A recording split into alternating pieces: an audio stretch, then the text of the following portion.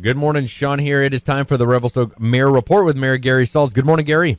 Good morning, Sean. How you doing this nice sunshiny day? It's been a good sunshine motorcycle riding week, so I've been happy about that.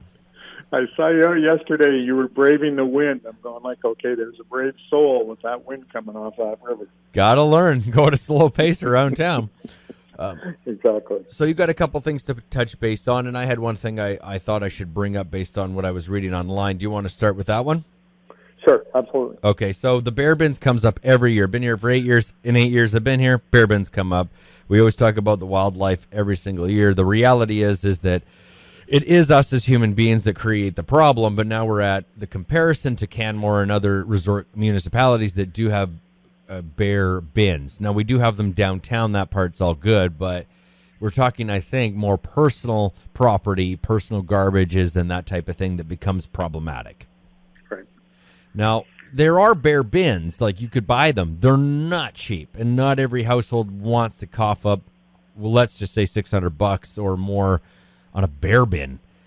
So is there any way that there is a grant, some sort of system in place between the city, Bear Aware, CSRD, and then, the actual homeowner where some things can get bought? And I don't have the answer to this. I'm just asking the question, right?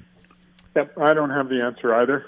Whether there's subsidization for homeowners to have bins or not, we kind of look at it. It's a very expensive program for the city to undertake for every person to have something.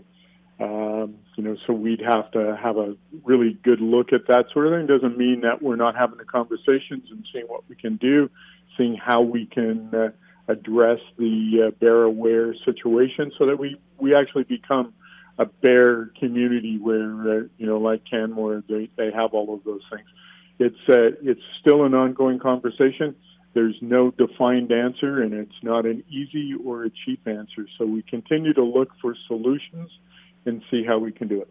Yep, people can go out. They can get subsidized to buy their own bear bin.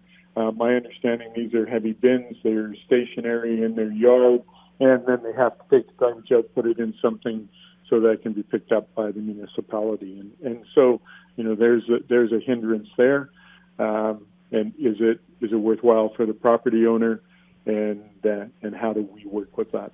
Well, my guess is that if you did have a heavy-duty bear bin in the front of your yard, you're not pulling it back into your carport every day, and it's probably just going to sit out there because, let's face it, if it's heavy, it's going to be permanent. Yep, and that's those are concerns. Do people want to do that? Do they want that in their front yard?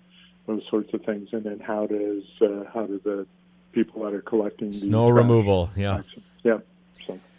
And so it's definitely still an ongoing conversation. We don't have the answers yet, but that doesn't mean that it's dropped off the table. Now, one of the conversations was always about, neighborhood, larger garbage bins. But I'm to the understanding this has been done, especially in Johnson Heights and in other areas, and there can be a problem when you have a communal bin and then all of a sudden you're full within 5 days or 4 days before the garbage comes. Yep, and then we start to see people leaving things that aren't to go into there, like mattresses, couches, that sort of thing. They leave them on the outside, or they put them inside, and then there's no room for trash, and then other people come along and put trash on the outside. We even see that in the commercial area downtown. The bins are locked. They're locked because of bears. People come along and they just throw their trash up beside it and walk away and go like, well, I dealt with my stuff. So that becomes problematic, and it attracts more bears. So looking at that from a concise way of doing things really hasn't worked at this point. Okay. So I thought I'd touch base on that. Is there something that you would like to dive into?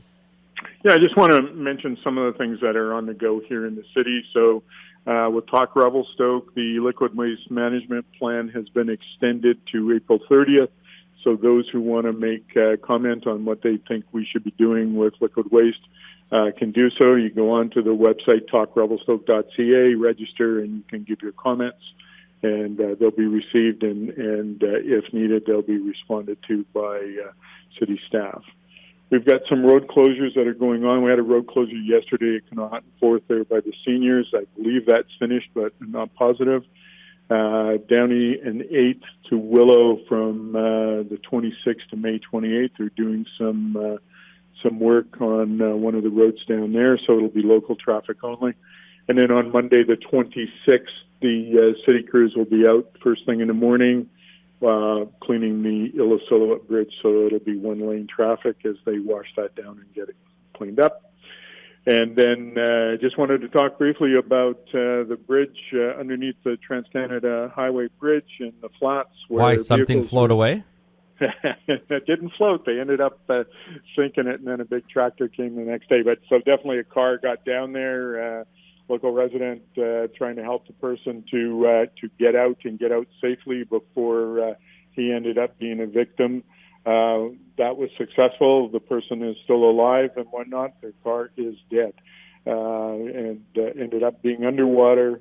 Definitely tires popped and that sort of thing on purpose, so it wasn't floating down the river. And we had swiftwater rescue and search and rescue out looking for someone who wasn't in it. So that was a wonderful thing. But we're going to now need to look at how we have access to that. So I'm engaging all the people that are involved, CPR, BC Hydro, police, city, that sort of thing, as to how we can still have access but still make sure everyone's safe down there. So we're working on those sorts of things as we move forward and hope to deal with that fairly quickly.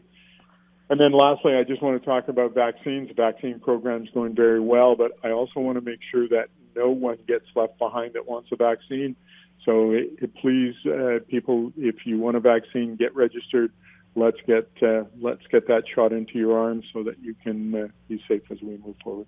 And just a quick note that Dr. Batchelor is going to come up next week and have a chat about those vaccines and what's going on, just to bring some clarity. He'd like to touch base on that for the community. So he will be up to the studio to talk about that specifically in our area. That's awesome. Appreciate hearing that. That's good. Well, thanks, Gary, and we'll check in with you soon. You bet. Thanks again, Sean. Take care.